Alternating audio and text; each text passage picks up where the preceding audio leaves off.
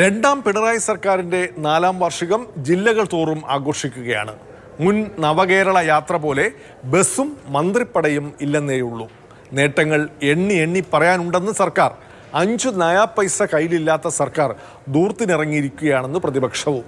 5ാം വർഷത്തിൽ തെരഞ്ഞെടുപ്പ് മൂഡിലേക്ക് കൂടി കടക്കുകയാണ് രാഷ്ട്രീയ Keralam. Life is nothing but a celebration of events. ഇടതുപക്ഷ ജനാധിപത്യ മുന്നണി ഗവൺമെന്റിന്റെ രണ്ടാമത്തെ ടേമിലെ 4ാമത്തെ വർഷം, 4ാം വാർഷികം. 4ാം വാർഷികാഘോഷം നന്നായിട്ട് കേരളത്തിന് പ്രയോജനകരമായ രീതിയിൽ നടത്തണമെന്നാണ് ഇപ്പോൾ ഗവൺമെന്റ് തീരുമാനിച്ചത്. നമ്മുടെ വിജയങ്ങൾ ആഘോഷിക്കുക, നമ്മുടെ സങ്കടങ്ങൾ ആഘോഷിക്കുക, നമ്മുടെ പരാജയങ്ങൾ ആഘോഷിക്കുക. അപ്പൊ പിന്നെ ഇന്നത്തെ വിജയം ആഘോഷിക്കട്ടെ.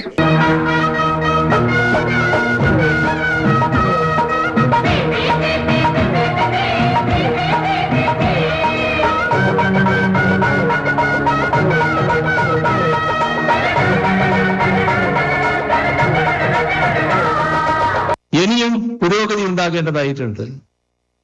നവകേരളത്തിന്റെ യാത്രയിലാണ് നാം. ഒരുപാട് പുരോഗതികൾ നാം നേടിയിട്ടുണ്ട്.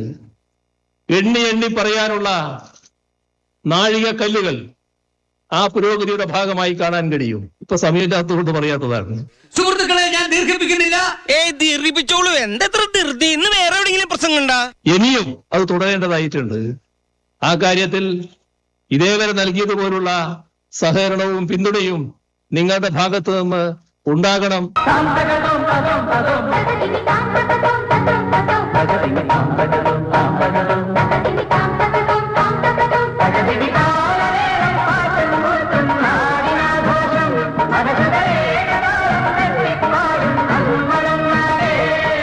അഞ്ച് പൈസ കയ്യിലില്ല.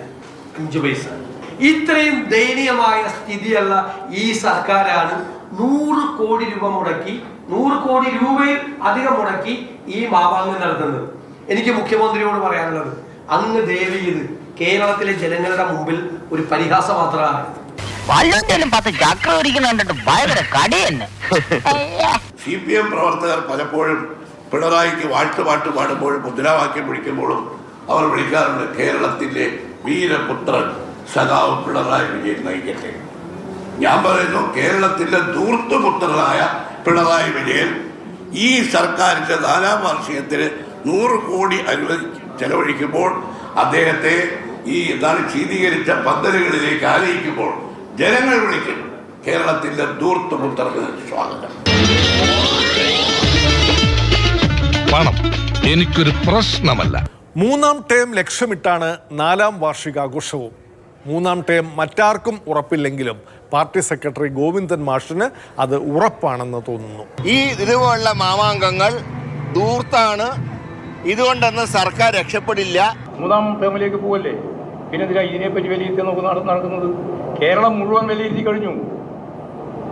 ഇന്നത്തെ ഈ കേരള രാഷ്ട്രീയ പശ്ചാത്തലത്തിൽ 2ാം ടേം കഴിഞ്ഞ് 3ാം ടേമിലേക്കാണ് ഇടതുപക്ഷ ജനാധിപത്യ മുന്നണി ഗവൺമെന്റിന്റെ യാത്ര. ജയിച്ചു എന്നങ്ങ് ഉറപ്പിക്കാൻ പറ്റാ. ഇനിയും മത്സരം മലവെള്ളം പോലെ കിടപ്പുണ്ട്. ഉണ്ട്, പക്ഷെ മലയാളത്തിൽ ഒലിച്ചു പോകരുത്. ഇനി മൂന്നാമതും വരും എന്ന് പറഞ്ഞാൽ ഇത് 2ാമത്തേത് ഇവരുടെ അവസാനത്തെ ഗവൺമെന്റ് ആയിരിക്കും മാത്രമേ ഞങ്ങൾ പറയുന്നുള്ളൂ. ഇത് ലാസ്റ്റ് സപ്പറ. കേരളത്തിന്റെ മുഖ്യമന്ത്രി ഈ നടത്തുന്ന ഉത്സവ മാമാങ്കം എന്ന് പറയുന്നത് കമ്മ്യൂണിസ്റ്റ് മാർക്സിസ്റ്റ് പാർട്ടിയുടെ അടിയന്തരം വരാൻ പോകുന്നതിന്റെ സൂചനയാണ്. 16 അടിയന്തരം ശ്രാദ്ധം.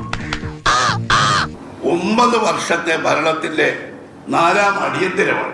യഥാർത്ഥത്തിൽ 4ാമത്തെ അടിയന്തരമാണ്. വേണ്ട ഇപ്പൊ നേരെ നമുക്കിട്ട് വേണ്ട. നമ്മളിതൊക്കെ കുറെ കണ്ടതാ. നവകേരള നിർമ്മാണത്തിന് പുതിയ പാർട്ടി ആസ്ഥാനം തന്നെ വേണ്ടിവരും. പുതിയൊരു കേരള നിർമ്മിതിക്ക് പഴയ AKG സെന്റർ മതിയാവുകയില്ല. പുതിയ ഓഫീസ് മന്ദിരത്തിന്റെ ഉദ്ഘാടനവും കഴിഞ്ഞു.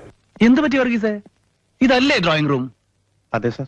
ഇവിടെയൊക്കെ ചോപ്പ് പെയിന്റ് അടിക്കാൻ പറഞ്ഞിട്ട് പെയിന്റ് കൃത്യസമയത്ത് കിട്ടിയില്ലേ? എങ്കിൽ പിന്നെ ബോംബെ കൊണ്ടുവരാമായിരുന്നില്ലേ? ഒടിയൻ കളറല്ലോ നമ്മുടെ പാർട്ടി എന്ന് പറയുന്നത്. അതൊക്കെ പലതും സ്വാഭാവികമായിട്ടും പരിശോധിക്കേണ്ടി. കെട്ടിടത്തിന്റെ ഉള്ളിൽ ആരെങ്കിലും ചോപ്പടിക്കലുണ്ടോ? അല്ല, ചുവരിൽ ചുവന്ന പെയിന്റ് അടിച്ചില്ലേ? അത് മഹാബോറാണെന്നാ ഭാസ്കരൻ പറഞ്ഞത്. സ്വർഗമന്ദിരം പണിഞ്ഞു സ്വപ്നഭൂമിയിൽ, കാലമെന്റെ കൈകളിൽ വിളങ്ങിടുമ്പോഴും കൊച്ചു കൊച്ചു മോഹം മച്ചകത്തിലെന്നും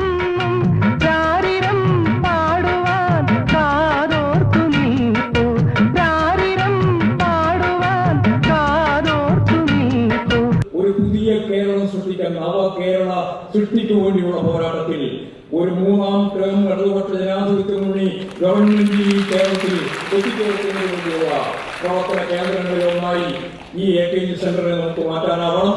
ആ തരത്തിൽ ഒരു പുതിയ രാജ്യം സൃഷ്ടിക്കാൻ ഞങ്ങൾക്ക് ഒരു പാർട്ടി ഓഫീസിന്റെ പ്രശ്നം, ഒരു പുതിയ കേരളത്തെ സൃഷ്ടിക്കുന്നതിന് വേണ്ടിയുള്ള പോരാട്ടത്തിന്റെ ആശയപരവും രാഷ്ട്രീയവുമായ കേന്ദ്രമായി ഈ AKG സെന്ററിനെ മാറ്റുന്നതിന് വേണ്ടി നമുക്കാവണം. ഇനി ഈ ഓപ്പറേഷൻ തീരണവരെ നമ്മുടെ ബേസ് ഇതായിരിക്കും.